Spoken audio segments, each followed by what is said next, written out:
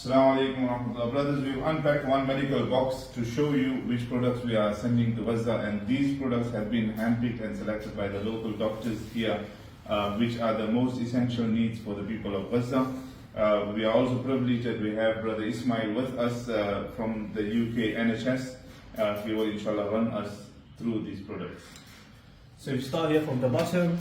We have the airway management, we have the endotracheal tubes which is used under anesthesia and under airway management, and we have the ECG dots, we have the CVP lines, we have face masks, we have cannulas, and we have catheters, suction tubes, and over here we have a manual resuscitation. The box filled with all the things needed for manual resuscitation. We have the gel used for ultrasound, we have gloves, we have the swabs, and we also have bandages and many other items here as well.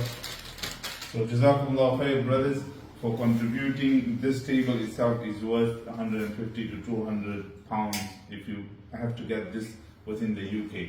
Alhamdulillah, these boxes will be loaded on pallets, and thereafter the container will be ready to go to Gaza, and that updates will be given to you as soon as possible.